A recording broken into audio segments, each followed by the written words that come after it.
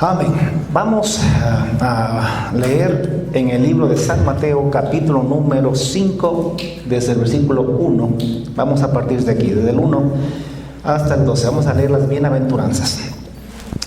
Dice la escritura de la siguiente manera: viendo Jesús la multitud, subió al monte, y sentándose vinieron a él sus discípulos, y abriendo su boca les enseñaba diciendo: bienaventurados los pobres en espíritu, porque de ellos es el reino de los cielos. Bienaventurados los que lloran, porque ellos recibirán consolación. Bienaventurados los mansos, porque ellos recibirán la tierra por heredad. Bienaventurados los que tienen hambre y sed de justicia, porque ellos serán saciados. Bienaventurados los misericordiosos, porque ellos alcanzarán misericordia. Bienaventurados los de limpio corazón, porque ellos verán a Dios. Bienaventurados los pacificadores, porque ellos serán llamados hijos de Dios. Bienaventurados los que padecen persecución por causa de la justicia, porque de ellos es el reino de los cielos. Bienaventurados sois cuando por mi causa os vituperen y digan toda clase de mal contra vosotros, siempre y cuando sea mentira, mintiendo. Gozaos y alegraos, porque vuestro galardón es grande en los cielos, porque así mismito persiguieron a los profetas que fueron antes de vosotros. Vamos a hablar hoy día acerca de las multitudes y los discípulos. Saben ustedes que en la iglesia está compuesta por dos grupos de personas. Al un grupo se le puede llamar la multitud y al otro grupo se le llaman los discípulos. Dice la escritura que Jesús, viendo la multitud, subió al monte y ahí se sentó, y subió no la multitud, subieron solamente los discípulos. Y Jesús, sentado allí, abrió su boca y comenzó a enseñarles. ¿Qué les enseñó? El capítulo 5, 6 y 7 de Mateo resume la ley de Dios, la ley del nuevo pacto, la ley de Jesucristo. Es la misma ley del Antiguo Testamento, la del Antiguo Pacto, la que Moisés dio a Israel, o Dios por medio de Moisés le dio a Israel. Es la misma, pero más ampliada y más profundizada, adaptada para la iglesia. Entonces, dos grupos, la multitud y los discípulos. La multitud se quedó abajo, los discípulos subieron al monte, subieron arriba para aprender. Ahora, ¿por qué razón la multitud no subió? ¿Por qué razón los discípulos sí subieron? ¿Por qué Dios registra esta historia y registra justamente este acontecimiento de que Jesús estaba con una multitud enorme, innumerable, pero que decidió subir al monte, y allí en el monte les enseñó la ley de Dios? Ahora, digo yo, ¿por qué Jesús desperdició la oportunidad de enseñarles a toditos si tenía una gran multitud? No se entiende o no se supone que es mejor aprovechar las grandes masas, las grandes multitudes para poder enseñarles la palabra de Dios. ¿Por qué Jesús abandona la multitud? No es que la rechaza, pero la abandona y más bien sube al monte y le enseña su ley a un grupo más pequeño de personas, los discípulos. Entonces, para entender esto, vamos a irnos un poco más atrás.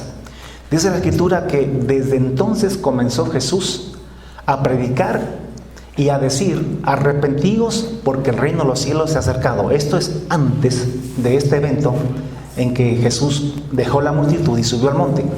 Dice que Jesús comenzó a predicar y a decir: arrepentíos, porque el reino de los cielos se ha acercado. Ustedes saben que Jesucristo vino al mundo hace 2000 años, vino para predicar, para anunciar un reino sobre la tierra. El reino de Jesucristo, no se olvide nunca, es un reino, el que habla Jesús, el que habla la Biblia, es un reino literal, territorial, con un Jesús presencial, en cuerpo, aquí, en este planeta, en esta misma tierra, gobernando sobre todas las naciones de la tierra, sobre todos los pueblos de la tierra. Hoy en día existen 193 países en todo el mundo, países reconocidos por la ONU, aunque hay unos cuantos más por ahí que todavía no están reconocidos, pero en términos generales, digamos que hay unos 200 países en todo el planeta, en todo el mundo. Y cada uno de ellos tiene un pequeño territorio, y allí ejercen su soberanía. Pero el reino de los cielos va a ser un reino que va a cubrir toda la tierra. todos los países del mundo serán parte del único reino, del único imperio, que es el imperio de Jesucristo. Jesucristo literalmente va a reinar sobre toda la tierra. Jesucristo vino hace 2000 años a anunciar ese reino y a decirnos que entremos en él. No vino a establecerlo todavía. La segunda vez, o sea, ya mismito, estamos esperando eso, ya mismito es que regresa, ahí sí ya para establecerlo y que esto sea como le acabo de decir. Dice que Jesús comenzó a anunciar este evangelio del reino, comenzó a predicar y a decir arrepentíos, porque en ese reino que Jesús anunció solamente entra la gente que se arrepiente. Y arrepentirse es aborrecer, renunciar y abandonar el pecado. No es solamente hacerse evangélico o católico, no es solamente decir con la boca que somos hijos de Dios, es literalmente arrepentirnos. Y arrepentirnos es aborrecer, renunciar y abandonar el pecado. No, para poder arrepentirnos hay que hacer eso. Y de esta manera entraremos al reino de los cielos. Por eso Jesús dijo, arrepentíos, porque el reino de los cielos ya está cerca. Eso decía hace 2000 años. Hoy en día ya estamos a las puertas. Así que si entonces era necesario arrepentirse, mucho más ahora. Y dice la Escritura que él, andando junto al mar de Galilea, vio a dos hermanos. Estos eran Simón, llamado Pedro, y Andrés, su hermano, que echaban la red en el mar porque ellos eran pescadores. Y les dijo, venid en pos de mí y os haré pescadores de hombres. Y dice la Biblia que ellos entonces, dejando al instante las redes, le siguieron. Dice que andando más allá, vio a otros dos hermanos. Estos eran Jacobo, hijo de Zebedeo, y Juan, su hermano. Dice que estaban en la barca con su padre y estaban ellos remendando las redes, porque también eran pescadores. Y Jesús los llamó y ellos también, dejando las redes al instante, dice que le siguieron. Y dice que Jesús recorrió toda la región de Galilea. El territorio de Israel estaba dividido en tres partes: Galilea en la parte del norte, Samaria en la parte del centro y al sur estaba Judea. Esas eran las tres regiones más importantes en las que estaba dividida la nación de Israel en aquellos días. Y había al norte de Galilea estaban los sirios, que ya no era parte del territorio de Israel, y al lado del este estaban Decápolis y también estaba Perea, me parece, que eran otras regiones. Y dice que Jesús recorrió toda la región de Galilea, enseñando en las sinagogas de ellos y predicando el evangelio del reino, la buena noticia de que sí se viene un reino, el reino de Dios sobre la tierra, un reino perfecto. O sea, a mí se me hace ahorita la boca, yo quisiera que ya ese reino se establezca en la tierra, porque estamos en un mundo tan corrompido, tan difícil, con tantos problemas, con tantas desigualdades, con tantas enfermedades, pandemias, problemas políticos y una cantidad de problemas que ustedes saben. Dice que Jesús predicaba por toda esa región el evangelio del reino y además sanando toda enfermedad y toda dolencia de la gente. Y dice que su fama se extendió por toda Siria. O sea, no solamente por el territorio de Israel, sino fuera de los territorios de Israel. Y dice que le traían todos los que estaban enfermos, que eran afligidos por enfermedades diversas y por diferentes tormentos. Y dice que también le traían los endemoniados, los lunáticos, los paralíticos, y los sanaba a todos. Y dice que mucha gente de la región de Galilea, que le digo, de la región de Decápolis, de la región de Jerusalén y de Judea, y del otro lado del río Jordán, dice que multitudes venían y estaban con él. Entonces es que él, viendo la multitud, subió al monte para enseñar su ley a los discípulos. Pero cuando ahí le dice desde entonces, ¿a qué tiempo se refiere? ¿A qué se refiere? ¿A cuál tiempo se refiere? Porque entonces quiere decir desde ese tiempo.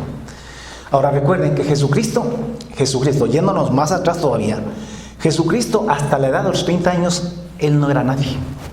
Era el Hijo de Dios, pero él no se había manifestado ni nadie sabía quién era él. Él era uno más de los niños que creció en Nazaret. Él no es que era un niño que hacía milagros ni nada por el estilo, era un niño común y corriente como todos los demás. Fue un adolescente como cualquier otro más de todos los que crecieron en Nazaret. Se hizo joven igualmente como todos los demás. Igualito, nadie vio nada especial en él.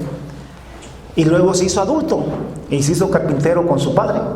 Hasta los 30 años Jesús era un incógnito. Quizá la única que sabía que Jesús era especial era su madre María, porque ella recibió la visita del ángel Gabriel cuando le dijo, y ella sabía pues que Jesús no era hijo de José, que Jesús era hijo del Espíritu Santo, hijo de Dios. Entonces ella lo sabía. Pero a mí me parece que aún después de 30 años, aún hasta María posiblemente dudaba. Y pronto decía, ¿será que yo tuve una pesadilla, un sueño, qué sé yo? Y alguna cosa que se me ocurrió, porque no veían nada especial en Jesús. Pero la Biblia dice que ella guardó en su corazón todas esas cosas. Pero sucede que más adelante, cuando Jesús estaba predicando, dice que la gente pensaba que él estaba loco. Y aún sus hermanos, que eran menores que Jesús, sus hermanos y su madre fueron hasta donde él estaba y querían sacarlo de allí porque creían que estaba fuera de sí, que estaba loco. Entonces nadie sabía que Jesús era el Mesías, nadie sabía que Jesús era el Hijo de Dios hasta los 30 años. A los 30 años, escúcheme, más o menos en esa edad, su primo Juan el Bautista era primo de Jesús en segundo grado, porque era hijo de Elizabeth. Elizabeth era prima de María. ¿Ustedes recuerdan? Y unos 6 meses antes de que María se embarace del Espíritu Santo, unos 6 meses antes, pongan atención, unos 6 meses antes, pues se embarazó Elizabeth de Juan el Bautista. Pero Elizabeth se embarazó de su marido, ¿no? De Zacarías. Y así que Juan nació 6 meses antes que Jesús. Cuando Jesús tenía 30 años, posiblemente asimismo, quizá unos 6 meses antes, Juan Bautista comenzó a predicar el reino de Dios. Él dice que se fue al desierto, la Biblia dice que fue al desierto allá en el Jordán, y ahí él comenzó a predicar. ¿Qué predicaba él? Él predicaba el reino de los cielos. Él también le decía a la gente, arrepentíos porque el reino de los cielos se ha acercado. Y la gente que se arrepentía de los pecados, dice que él los bautizaba. Y dice que Juan, viendo que también los fariseos, los escribas y los religiosos venían a sus bautizos, entonces ya los miró que estaban por ahí de mirones y comenzó a hablarles directamente y les dijo, generación de víboras. ¿Quiénes eran estos fariseos, estos religiosos? Eran el equivalente a lo que hoy en día somos los pastores y los líderes de las iglesias. Es la misma cosa, es el paralelo en ese tiempo de lo que ahora somos los pastores y los líderes de las iglesias.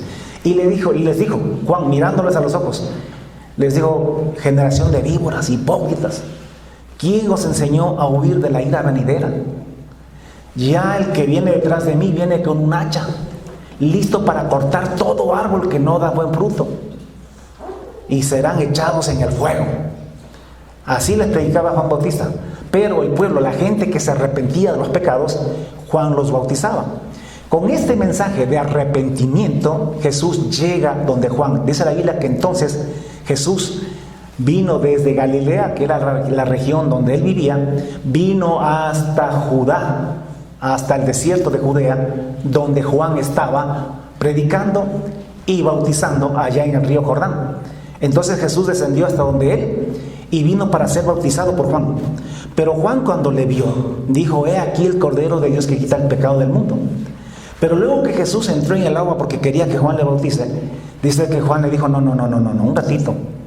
Yo debo ser bautizado por ti y tú quieres que yo te bautice. Eso no concuerda, le dijo Juan.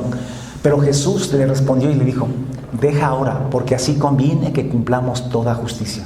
Entonces Juan le dejó y Juan bautizó a Jesús.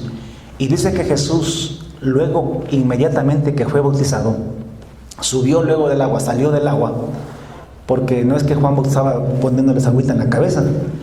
Juan los bautizaba en el río Jordán, porque el bautismo es inmersión, es sumergir a una persona en el agua. Así es como se hacía en la Biblia. Por eso es que nosotros no bautizamos por aspersión, o sea, como el curita hace. Nosotros acá los metemos en el agua y yo los tengo ahí bien metidos 5 minutos para que se laven de todos los pecados. Y luego salen completamente bañados, ¿no? Mojados. Y Juan salió del agua, subió del río y dice que he aquí, y dice que vio que los cielos le fueron abiertos. Mire, Jesús se bautizó y de pronto miró y vio que los cielos se abrió. ¿Qué vería? Vería quizá el trono de Dios, los ángeles, la gloria de Dios en ese momento. ¿Qué más? Dice que también vio que el Espíritu Santo descendía como paloma y venía y se posaba sobre él. Y además hubo una voz en los cielos, una voz de trueno, una voz de Dios que decía: este es mi Hijo amado en quien tengo complacencia. Así Jesús se bautizó. ¿Bautizado por Juan? Porque Juan predicaba un mensaje de arrepentimiento. Un mensaje de arrepentimiento. Ahora, pónganme atención. ¿Qué significaba el bautismo? ¿Qué significa el bautismo? El bautismo es la manifestación externa de una decisión interior, interna, que toma un hombre o una mujer. Y esa decisión es la de abandonar el mundo, el pecado, para venir a Dios y ser el pueblo de Dios, ser un pueblo diferente. Esto viene, y para entender esto hay que ir a lo que es tipo, figura y sombra de la iglesia, que es el Antiguo Testamento. Hay que ir hasta la historia de Israel. Cuando Israel fue salvado, cuando Dios los sacó de Egipto, Moisés los llevó hasta el Mar Rojo. En el Mar Rojo, pues allí ustedes saben que Moisés tuvo que abrir el mar en dos e Israel pasó por seco. Eso es tipo, figura y sombra para la iglesia del bautismo. No, el bautismo, escúchenme, ese paso de Israel a través del Mar Rojo simbolizaba, o mejor dicho, manifestaba la decisión, el paso de Israel desde Egipto, la tierra de la esclavitud, el dominio de Faraón. Ese era un paso, una salida de Egipto, de la esclavitud, hacia la libertad, para venir a Dios en el desierto, porque Dios los esperaba en el desierto. No es que salieron directamente a la tierra prometida, sino que salieron al desierto, allí para encontrarse con Dios. O sea, Israel había pasado 400 años quejándose, lamentando, llorando. Dice que gemían ellos todos los días, todas las noches, a causa de la opresión de los egipcios, a causa de la esclavitud, de la servidumbre que ellos tenían allí. Eran esclavos y ellos gemían porque ya no aguantaban la esclavitud. Ellos añoraban, deseaban como ninguna otra cosa en el mundo la libertad de esa esclavitud, la libertad del dominio y la opresión de Faraón. Hasta el día en que Dios los escuchó y envió a Moisés para sacarlos, pero los sacó a través del Mar Rojo, haciéndolos pasar por el Mar Rojo. Eso era el bautismo. El bautismo significa, escúcheme, huir, escapar, rechazar, odiar, aborrecer, renunciar y dejar y abandonar Egipto, el mundo. Por eso que una persona, para que se bautice, tiene que estar bien clarito. No se puede bautizar para hacerse evangélico, ni para hacerse católico. No se puede bautizar para poderse casar en la iglesia como lo hacen algunos. El bautismo es una decisión, escúchame, firme, de que uno ya no quiere más seguir pecando. Que uno ya quiere completamente dejar de estar dominado por Satanás y por el pecado. El bautismo es la manifestación simbólica de que usted deja el mundo, de una decisión que usted tomó interiormente, de dejar el mundo, de escapar del pecado, de la esclavitud del pecado de Satanás, para vivir una vida con Dios, como a Dios le agrada, como a Dios le gusta, según la ley de Dios. Eso representa el bautismo. La Biblia dice que Jesús se bautizó con Juan el Bautista, obviamente bajo los mismos principios, bajo esta misma decisión, aunque Jesús nunca pecó. Sin embargo, así como Moisés tampoco fue nunca esclavo. Ustedes saben que Moisés nunca fue esclavo. Él creció en las cortes de Egipto como el hijo de la hija de Faraón y recibió lo mejor de Egipto. Él tenía fama, posición, y él tenía riquezas en Egipto, y además tenía la opción de poder gobernar sobre Egipto. Todo eso tenía él allá. Sin embargo, él decidió ser uno más con el pueblo de Dios. Él rechazó todo eso y decidió ser uno más de sus hermanos. Asimismo hizo Jesús. Él también es el Hijo de Dios, Él nunca pecó. Sin embargo, Él dejó sus riquezas, dejó el cielo y se vino a la tierra. Y aquí en la tierra renunció también a todo eso que el mundo y el diablo le ofreció para ser uno de nosotros. Y así como Moisés, también bautizarse, pasar por el río, por el mar rojo, igual que Moisés, y ser uno más de nosotros. Pero escúchame, el bautismo solamente es una ceremonia que refleja una decisión. Pero después de ser bautizado, dice que Jesús fue llevado por el Espíritu de Dios al desierto para que sea tentado por el diablo, para que sea probado por Dios. Escúcheme, ponme atención a esto. A Jesús no lo llevó el diablo al desierto, lo llevó el Espíritu Santo de Dios. ¿Para qué? Para que el diablo lo tiente. ¿Para qué lo llevó? Porque Dios quería probar a Jesús. Y usó al diablo para que el diablo lo tiente. Pero era Dios quien lo estaba probando en realidad a Jesús. ¿Y qué tenía que probar Jesús? Es que él había acabado de ser bautizado. Y en el bautismo, porque el bautismo significa esto: renuncio al mundo, renuncio al pecado, renuncio a Satanás y me entrego a Dios y me entrego a la santidad. Renuncio al mundo, que es este sistema de cosas, y me entrego a Dios para poder entrar en el reino de los cielos, ser parte del reino de los cielos que ya mismo se viene. Pero esa decisión que uno hace en el bautismo, uno la tiene que probar con hechos. Porque cualquiera se puede bautizar. Cualquiera puede ir a las aguas. Cualquiera puede hacer la oración. El asunto es que después de que tú haces una decisión, tienes que probar que tu decisión es genuina y es verdadera. Tienes que probar con los hechos que realmente has renunciado al mundo, a Satanás, al pecado. Con los hechos que tú vas a confiar en Dios y que vas a esperar la manifestación del reino de los cielos, para allí recibir la recompensa de Dios. Por eso que Jesús fue llevado al desierto y allí fue probado. Allí él tuvo que probar que en realidad había renunciado a todo eso. ¿En qué le probó Satanás o en qué le tentó Satanás a Jesús? Tentaciones, escúcheme, que Dios mismo permitió que Satanás le haga porque Dios estaba probando a Jesús. Y de esta manera Dios nos está enseñando a nosotros. Porque lo mismo que sucede con Jesús tiene que suceder con nosotros. Dice la Biblia que él fue llevado al desierto para ser tentado por el diablo, y después de haber ayunado 40 días y 40 noches tuvo hambre. Y cuando tuvo hambre, ¿quién no va a tener hambre después de 40 días y 40 noches? En el momento de mayor hambre vino el tentador y le dijo: si eres hijo de Dios, di que estas piedras se conviertan en pan. Si eres hijo de Dios, di que estas piedras se conviertan en pan. Pero dice que Jesús le respondió: no solo de pan vivirá el hombre, sino de toda palabra que sale de la boca de Dios. Ahora pongan atención, la primera tentación que le hace Satanás a Jesús es el materialismo. Es como decirle: mira, vive para las cosas de esta vida, para el que comeré, el que beberé y el que vestiré, para tener cosas en esta vida, las cosas materiales. Pero Jesús le dijo: no, yo no voy a vivir para estas cosas. Es verdad que necesito comer, es verdad que necesito donde dormir, es verdad que necesito agua para beber, pero de eso se va a preocupar Dios. Yo voy a vivir para el reino de Dios. Voy a hacer lo que la palabra de Dios me dice que haga. Y yo estoy aquí para enseñar y para predicar acerca del reino de Dios.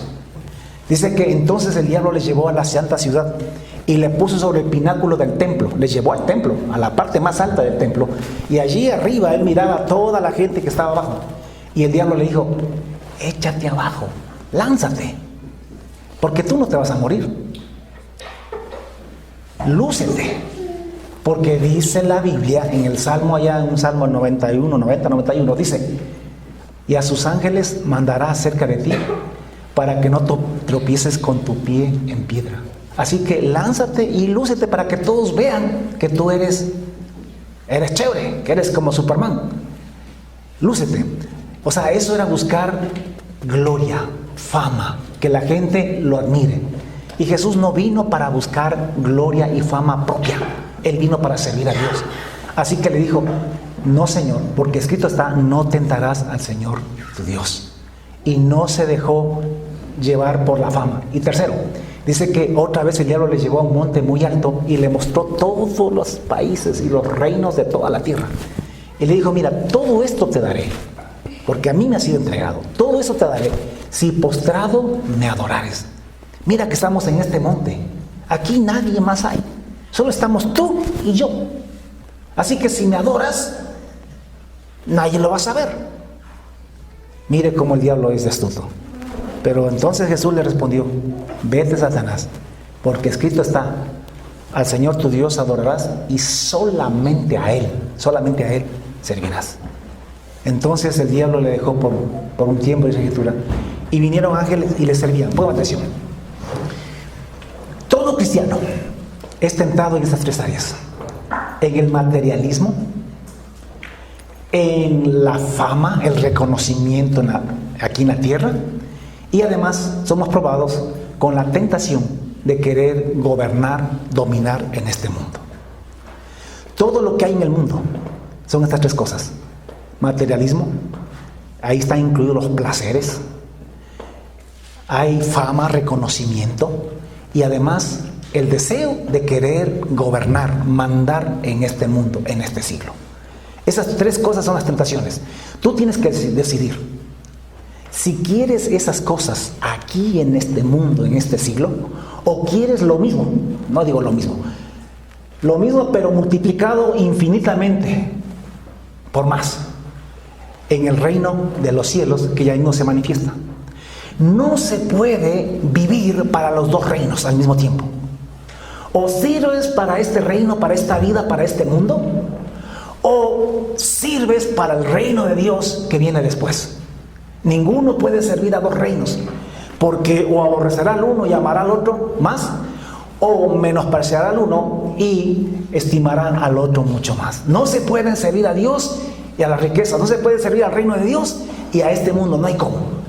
Entonces Jesús rechazó vivir para el materialismo. Él dijo, yo voy a vivir de las promesas de Dios. Él ha dicho, no te dejaré y no te desampararé. Él ha dicho que no es justo que mendigue pan, ni sus hijos, ni justo desamparado, ni sus hijos que mendiguen pan.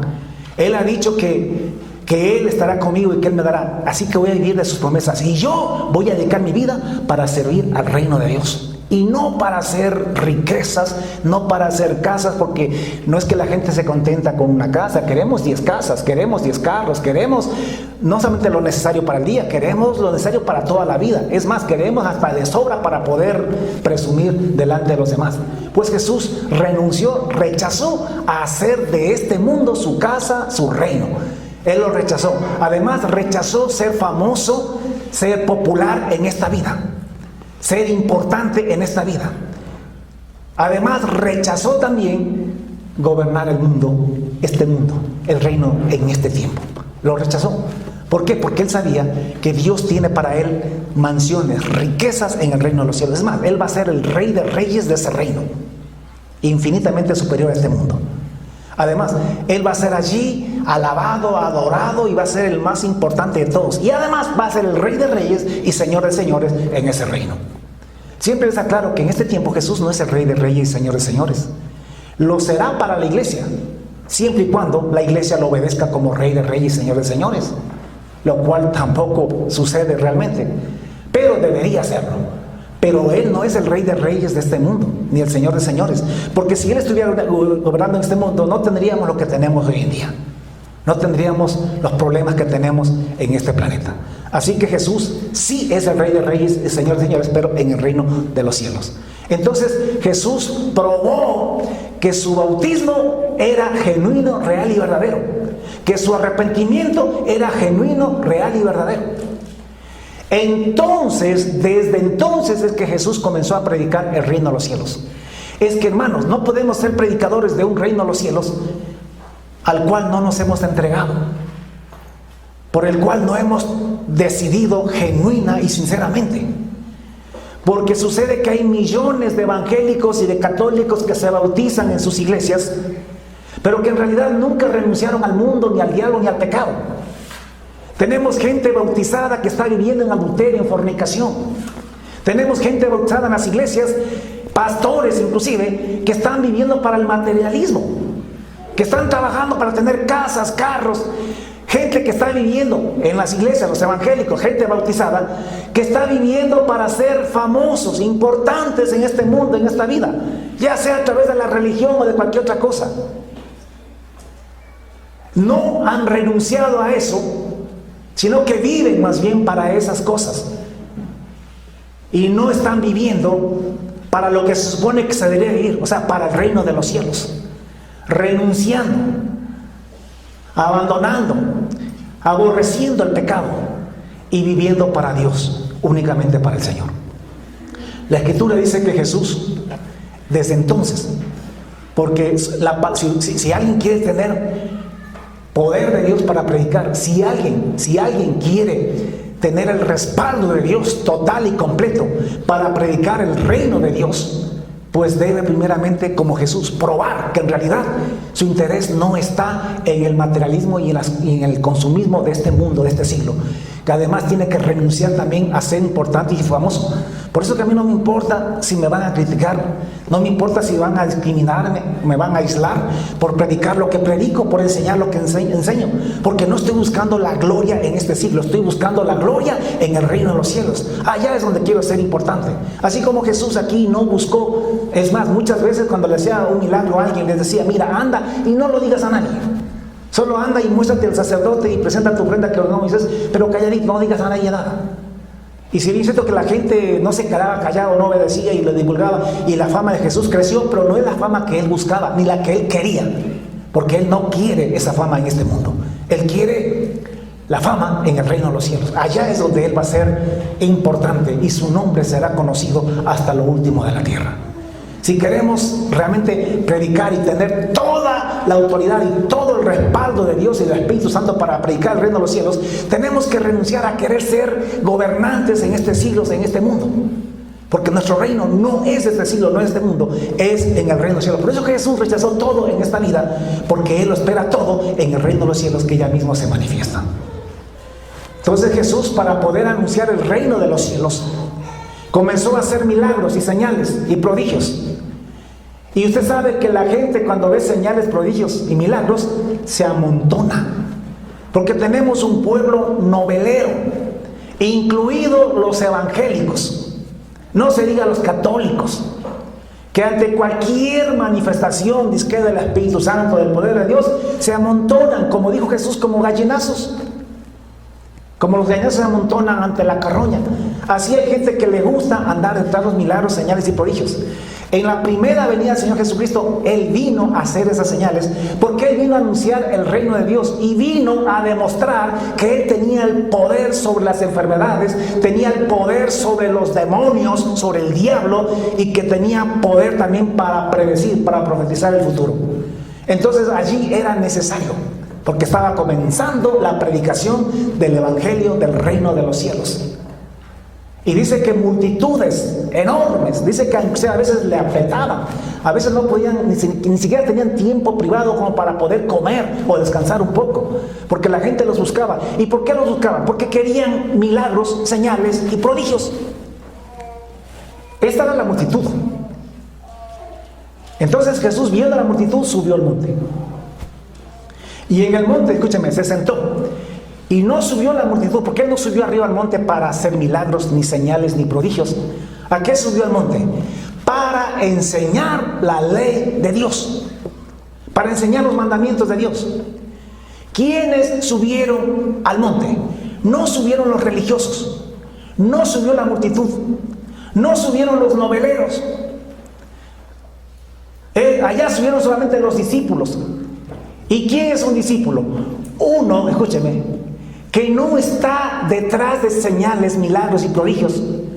Uno que está detrás de la enseñanza, de la ley, de la santidad de Dios.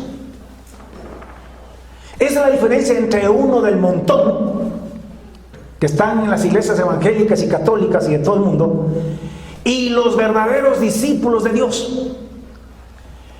Los noveleros tienen un Dios igual que los paganos tienen un ídolo pagano. Todos los paganos, la gente que no conoce a nuestro Dios, ellos tienen su propio Dios. Ustedes saben que a través de la historia sabemos que han adorado los montes, que han adorado al sol, han adorado imágenes. ¿Para qué tienen esos dioses? ¿Para que los ayude? ¿Para que les provea? ¿Para que los proteja? ¿Para pedirles favores y milagros? Y muchos tienen a nuestro Dios, el Dios verdadero, igualito que los paganos tienen sus ídolos, para lo mismo. Solamente quieren favores de Dios, solamente quieren milagros de Dios. Hay gente que habla de un Jesús poderoso, de un Jesús bueno, de un Dios todopoderoso. ¿Por qué? Porque solamente buscan milagros, que los sane de una enfermedad, que los libre de alguien que los persigue, que les provea alguna cosa que necesitan, que arregle sus problemas de familia, de hogar, y solamente quieren un Dios poderoso para que satisfaga sus necesidades. Ellos no aman a Dios por lo que Dios es. Buscan a Dios por el provecho que pueden sacarle a nuestro Dios. Y hay millones y millones que tienen un Dios así. Y claro, ellos hablan del poder de Dios. Las multitudes, escúcheme, en las oraciones de las multitudes, el centro no es Dios, son ellos mismos. Porque no es que van a Dios para adorarle en realidad a Dios, van a Dios para pedirle, ayúdame, protégeme. O sea, la atención, el centro de todo son ellos mismos, no Dios. En cambio, los discípulos están interesados en conocer el carácter de Dios, más que el poder de Dios. Nosotros también necesitamos que Dios nos provea. Sí, también necesitamos un Dios que nos ayude en las necesidades, pero esa no es nuestra prioridad. Nosotros buscamos un Dios al que queremos conocerle. Queremos saber su carácter, cómo es Él. ¿Y para qué queremos saber cómo es Él? Para poder agradarle. No para que Él nos agrade a nosotros, sino para nosotros agradarle a Él. Esa es la diferencia entre las multitudes y los discípulos. Las multitudes buscan un Dios que los agrade a ellos. Señor, ayúdame, sáname, Dios mío. Señor, líbrame de mis enemigos. Señor, dame la comida. Señor, ayúdame y provéeme en tal cosa. Resuelve mis problemas, Señor. Tienen un Dios, buscan un Dios que los agrade a ellos. Pero los discípulos buscan un Dios a quien agradar. Por eso es que quieren conocer lo que a Dios le gusta, lo que a Dios no le gusta. Y por eso es que Dios da su ley, por eso Jesús enseñó su ley, porque en la ley se manifiesta el carácter de Dios, en la ley se manifiesta lo que a Dios le gusta y lo que a Dios no le gusta. Y nosotros los discípulos queremos hacer lo que a Dios le gusta y no queremos hacer lo que a Él no le gusta. Queremos agradarle. Queremos agradarle nosotros a Él. Por eso es que escudriñamos la Escritura y buscamos su voluntad. Buscamos conocerle, conocer su carácter. Queremos conocer su ley, sus mandamientos, porque los mandamientos de Dios reflejan la santidad, la perfección de Dios. Y nosotros queremos ser santos y perfectos como nuestro Padre que está en los cielos es perfecto. Es por eso que al monte subieron solamente los discípulos. Es que para subir a un monte hay que hacer un esfuerzo. No suben los vagos, no suben los perezosos. Suben solamente los que están interesados en conocerle a Dios, en conocer la ley, la voluntad de Dios. Los que quieren ser agradables a Dios. Los que quieren vivir una vida que a Dios le agrade. Y para poder vivir una vida que a Dios le agrade, tú tienes que conocer su ley y obedecerle. Porque no le puedes agradar a Dios desobedeciendo sus mandamientos y su ley. Tenemos que ser como el hombre del Salmo 1. Dijo David, bienaventurado el varón que no anduvo en consejos de malos, ni estuvo en camino de pecadores, ni en silla de escarnecedores se ha sentado, sino que en la ley de Jehová está su delicia, y en su ley medita de día y de noche. Y será como un árbol plantado junto a corrientes de agua, que da su fruto a su tiempo. Nosotros sabemos que nuestra recompensa no es en este tiempo, es a su tiempo, es en el reino de los cielos cuando Él venga. Nosotros cristianos, los verdaderos discípulos, ya hemos renunciado a enriquecernos en esta vida. Porque nuestro fruto no es ahora, viene cuando el reino de Dios se manifieste. Ya mismito, estamos a menos de 30 años. Que da su fruto a su tiempo y su hoja no cae. Y todo lo que hace prosperará. Todo lo que hacemos, pero de acuerdo a la voluntad de Dios. No así los malos, que son como el tamo que arrebata el viento. Por tanto, no se levantarán los malos en el juicio, ni los pecadores en la congregación de los justos. Porque Jehová conoce el camino de los justos, mala senda de los malos perecerá. Entonces los discípulos se deleitan en la ley de Jehová y meditan en ella de día y de noche. ¿Dónde está la ley de Dios? Mateo 5, 6 y 7, ahí está resumida. Y está distribuida por todos los evangelios y por todo el Nuevo Testamento. Un discípulo es alguien que quiere ser como Jesús, que quiere tener el carácter de Dios, que quiere incorporar en su vida el carácter de Dios. Y para eso tiene que conocer la voluntad, los gustos de Dios. Por ejemplo, Jesús comienza diciendo: bienaventurados los pobres en espíritu, porque de ellos es el reino de los cielos. Pobre en espíritu no es que está clamando, gritando, ayunando en la iglesia. Eso nos han dicho en la religión, pero eso no es cierto. Pobre en espíritu es una persona que no tiene el espíritu de enriquecerse en esta vida. Que Dios, lo que Dios le da, lo comparte. Usa lo que necesita y lo demás lo comparte, lo distribuye. Tiene espíritu de pobre. Porque en este mundo, como hemos dicho, somos pasajeros, somos peregrinos. Y ningún peregrino hace casa mientras está viajando, mientras está de camino. Todos hacemos casa en el lugar donde vivimos, donde es nuestra patria, nuestra casa, nuestra tierra. Y nuestra patria es el reino de los cielos. Ahí tendremos, no casa, tendremos mansión, dice la Escritura. Pero acá somos peregrinos y somos como Abraham, que moró en tiendas. Igual con Jacobo y con Isaac, sus hijos, que eran coherederos de la misma promesa. Porque esperamos una patria celestial, el reino de los cielos. La ciudad que tiene fundamentos, cuyo arquitecto y constructor es Jehová Dios. Entonces, bienaventurados los pobres. ¿Usted quiere saber cuál es el hombre? ¿Cuál es el carácter del hombre que quiere agradar a Dios? ¿Quiere usted saber quién es el hombre que agrada a Dios? Pues eso está relatado, está descrito en Mateo 5, 6 y 7. Memorices eso, letra por letra. Haga lo suyo, encárnelo, vívalo, y usted tendrá el carácter del hombre que a Dios agrada. Y usted saldrá del montón y será un discípulo que está buscando agradar a Dios y no buscándole a Dios por las añadiduras. Es verdad que también estamos comer, es verdad que estamos un techo, es verdad que estamos beber y vestirnos, es verdad que todo eso, pero eso no es lo que buscamos. De eso se encarga nuestro Dios. Nosotros buscamos el reino de Dios y su justicia, y estas añadiduras se encarga Dios de proveernos. Es lo que la Escritura dice, que seamos como los pájaros. Trabajemos para el reino de Dios y dejemos que Él nos alimente. Total, valemos más que los pájaros.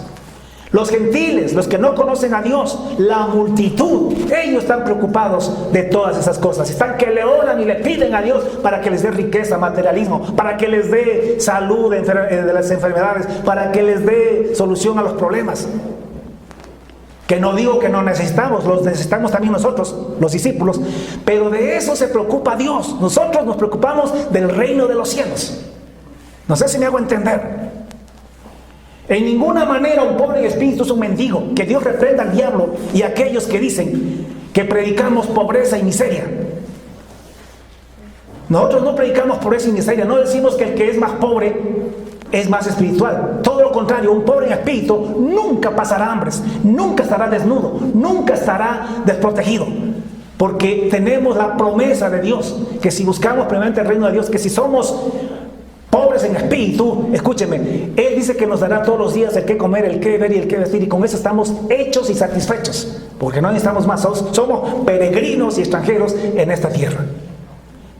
Al contrario, más bien nosotros, de lo que Dios nos da, podemos compartir a otros. Nunca mendigaremos, porque no somos mendigos, somos pobres en espíritu, somos bienaventurados. Usted no llame pobre ni miserable a una persona que se llama pobre en espíritu, porque está insultando al Dios que lo llama bienaventurado.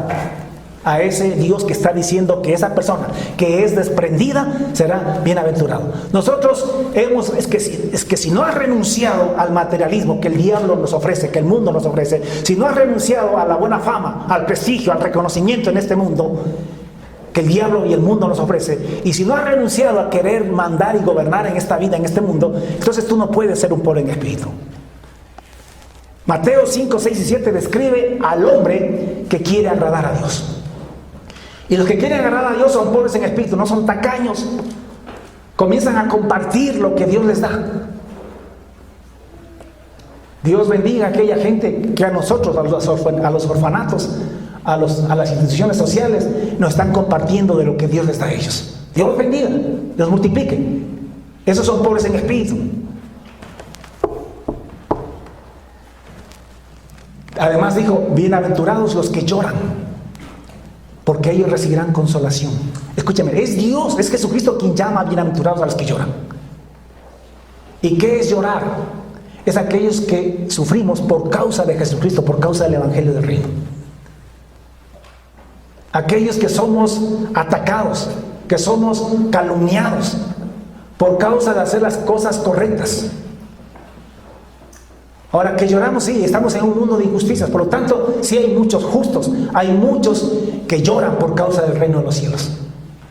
Pues seremos consolados en el reino de los cielos. Tal vez no en esta vida, no siempre, pero seremos consolados en el reino de los cielos. ¿Qué más dice? Bienaventurados los mansos, porque ellos heredarán la tierra. Ellos recibirán la tierra por heredad. ¿Qué es ser manso? Ser manso es no ser peleón, no ser confrontador, no ser tendenciero, no ser roñoso, como dicen por ahí, sino que más bien tener un espíritu apacible, de mansedumbre. Que si alguien nos quiere perjudicar en esta vida, si nos quiere, por ejemplo, nos quiere dañar nuestro prestigio, nuestro honor, pues que lo haga. No voy a ponerme a trompear con ellos. Pues que lo haga. Total, yo estoy sembrando para el reino de los cielos, y ellos están sembrando también para el día del juicio y de la ira de Dios. Así que, bienaventurados los mansos. Que si alguien me quiere quitar un pedazo de terreno, pues que me lo quite. Total, mi tierra, mi reino no es en este mundo, está en el reino de los cielos. Por eso Jesús dijo, no resistáis al que es malo. Antes, a cualquiera que te hiera la mejilla derecha, vuélvele también la otra. Porque tú eres un manso en espíritu. Y al que quiera ponerte a pleito y quitarte la túnica, déjale de yapa la capa. Total, tú no vives para esta vida y para este mundo. Tú vas a recibir tu recompensa en el reino de los cielos. Y a cualquiera que te obligue a llevar carga por una milla, ve con él 2. Si alguien por ahí quiere ser injusto contigo y hacerte hacer cosas que no deberías hacerlo, por último, por el reino de Dios, por el nombre de Dios, hazlo, y hazlo hasta con chapa. Porque tú vas a recibir recompensa en el reino de los cielos. Tu vida no está en este mundo. ¿Oíste que fue dicho? Amarás a tu prójimo y aborrecerás a tu enemigo. Pero yo te digo, dijo Jesús, ¿queremos agradarle a Dios? Esto hacen los discípulos, no la multitud. ¿Queremos agradarle a Dios? Él dijo, pues, yo os digo, Él dijo más bien, amad a vuestros enemigos. Bendecid a los que os maldicen. Hay gente que está maldiciéndole a usted, ore y bendígalo. ¿Sí hay cómo? ¿Qué más?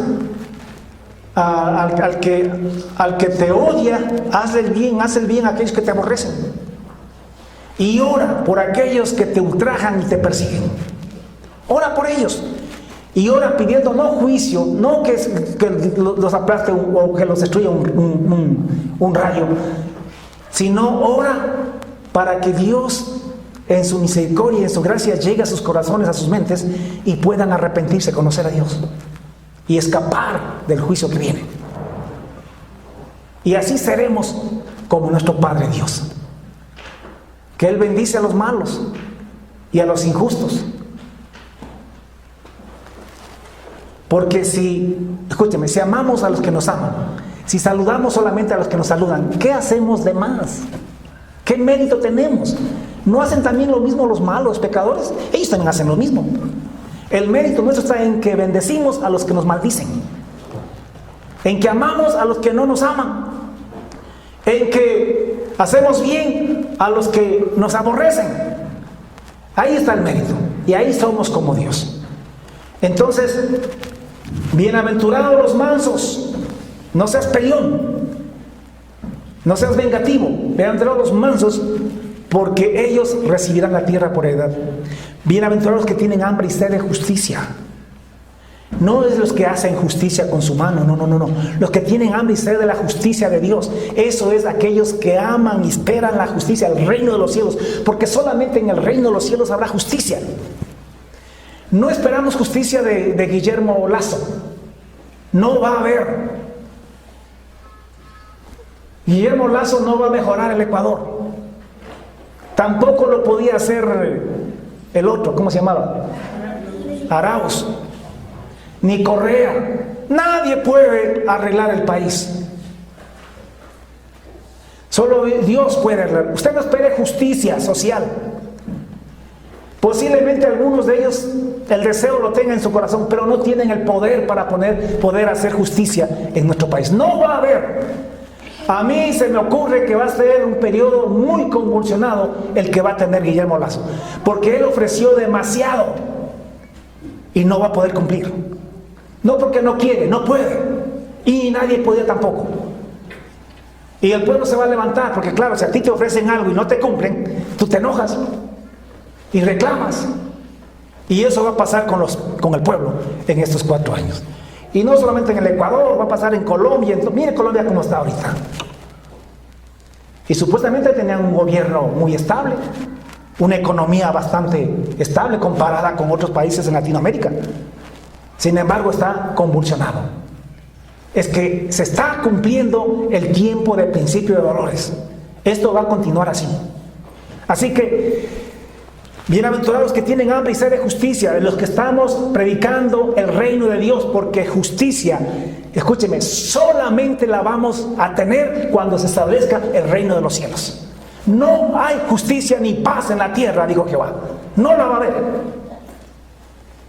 Está profetizado más bien que el mundo se va a convulsionar, que va a haber guerras, pestes, hambres y terremotos y un poco de cosas más en estos últimos tiempos. Así que esperamos la justicia de Dios. Bienaventurados los misericordiosos. ¿Quién es un misericordioso? No uno que dice, pobrecito, qué pena que me da, qué lástima que me da. No, misericordioso es el que coge lo que tiene y ayuda. Con lo que puede, con sus recursos, sean de cualquier tipo que sea, ayudan a los necesitados. Ese es un misericordioso. Y ellos alcanzarán misericordia en el reino de los cielos. Las promesas de Dios no son para esta vida.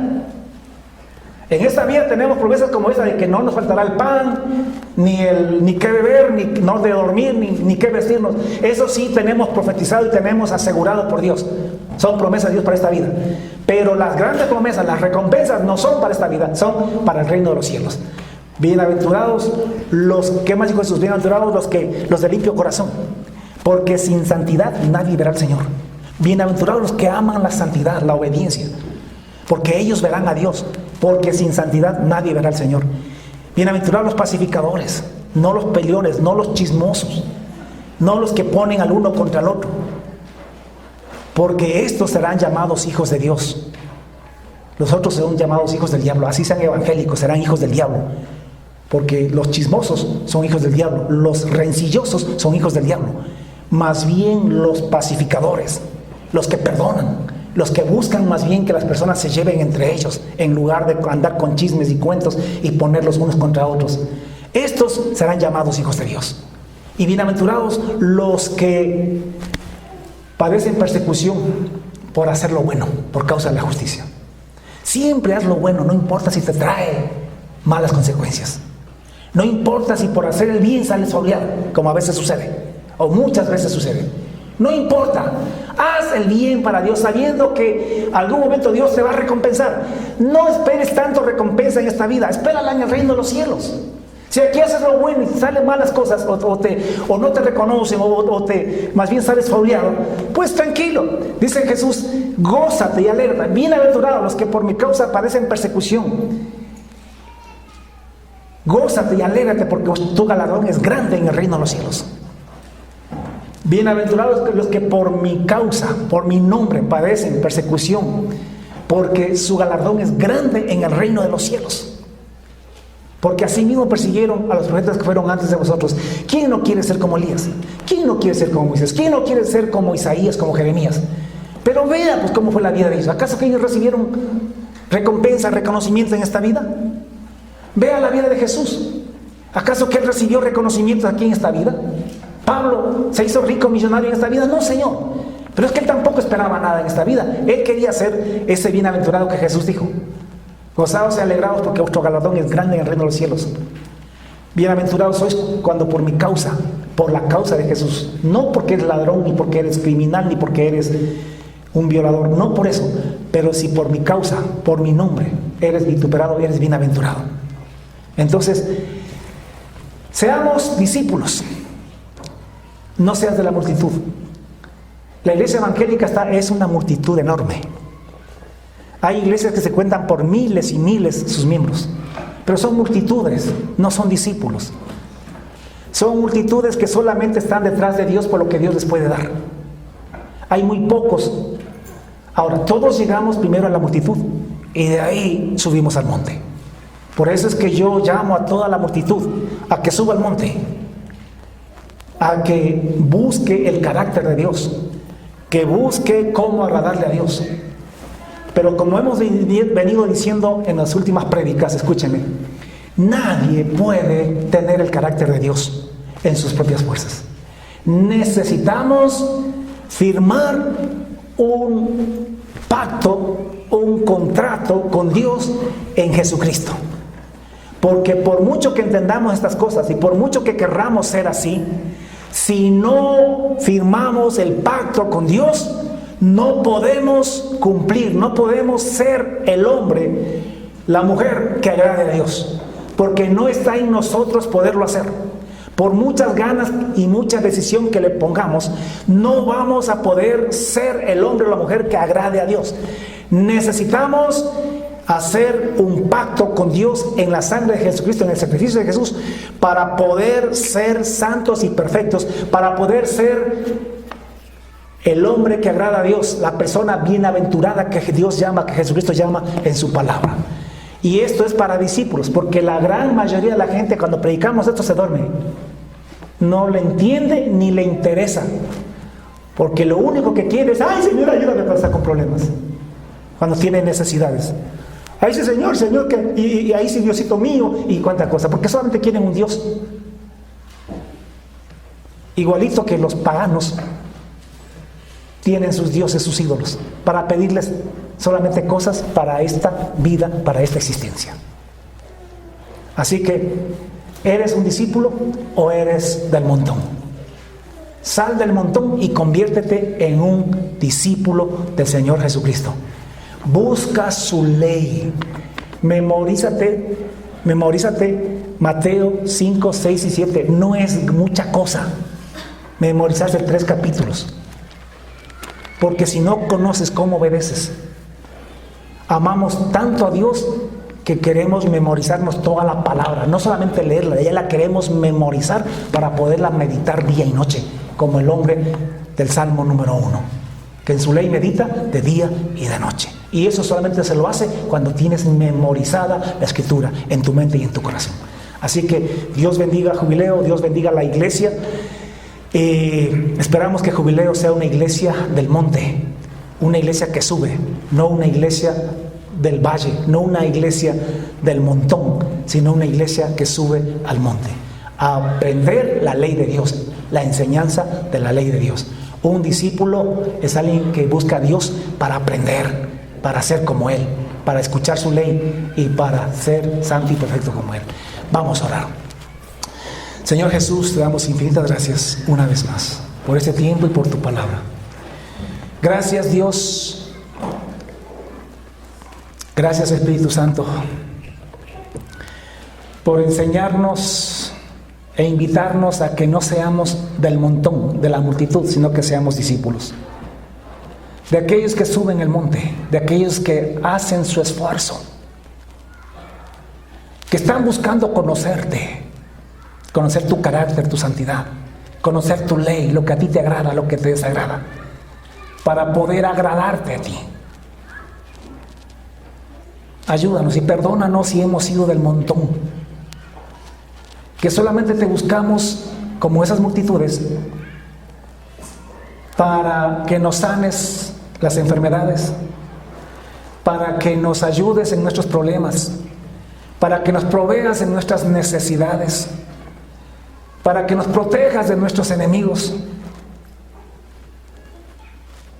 No queremos ser de las multitudes, aunque todas esas cosas necesitamos, pero queremos ser de aquellos que más bien buscan primeramente el reino de Dios y su justicia, que buscan la justicia, la ley, la perfección de Dios, que buscamos tus mandamientos y que deseamos con todas las fuerzas de nuestro corazón ser como tú, ser perfectos, ser santos. Y entendemos, Dios, que por más que lo deseemos con todas nuestras fuerzas, en nosotros mismos no tenemos el poder ni la capacidad para poder agradarte y ser todo aquello que tú dices que seamos en Mateo 5, 6 y 7. Pero en cambio en Hebreos, en todo el libro de Hebreos, tú nos dices cómo ser ese hombre que tú quieres que seamos. Allí nos enseñas acerca del nuevo pacto y nos enseñas cómo ser santos y perfectos. Mateo 5 al 7 y los evangelios nos dicen qué es lo que tú quieres, qué es lo que tú deseas, cuál es tu ley, cuál es tu carácter. Pero Hebreos, todo Hebreo nos enseña cómo ser ese hombre, cómo cumplir esa ley, cómo ser perfectos y santos a través del nuevo pacto en Cristo Jesús. Gracias, Papito Dios. Pon hambre y sed de tu palabra en tu pueblo. En el nombre de Jesús te damos infinitas gracias. Y una vez más, bendecimos a todas las madres del mundo. En el nombre de Jesús. Amén y amén. Que Dios los bendiga a todos.